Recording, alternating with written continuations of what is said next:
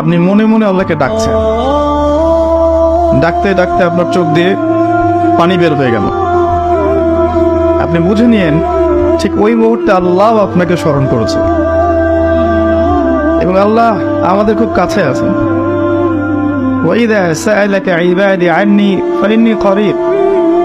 নবী বলে দাও, তোমাকে যখন আমার বান্দারা আমার সম্পর্কে জিজ্ঞেস করে বলে দাও যে আমি খুব কাছে আছি। উজিবু দাওয়াতাদ দাঈ ইযা দাআন। দোয়াকারী যখন আমাকে ডাকে আমি তার দোয়া শুনি।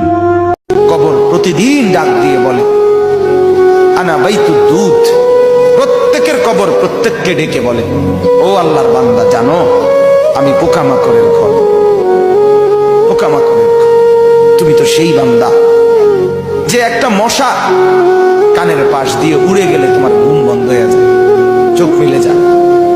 একটা মশার গুনগুন আওয়াজ সহ্য করতে পারো না। একবার কয়েল, একবার অ্যারোসোল, একবার মশারি, এরপরেও তুমি চাও যে একটা মশাও যেন আমার কানের কাছে গুনগুন না করে।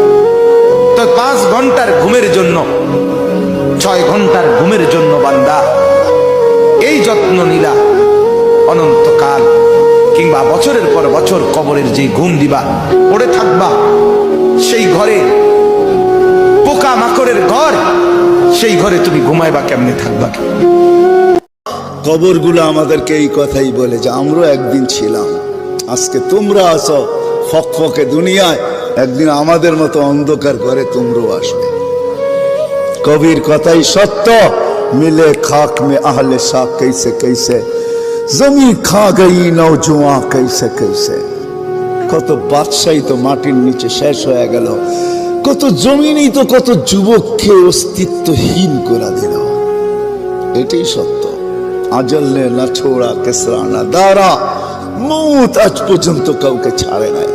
মৌতকে ফাঁকি দেওয়া যায় না, ওভারটেক করা যায় না। কোরআন এটাই বোঝায় ইউদরিকাল মৌত, মৌত তোমাকে ধরবেই ধরবে।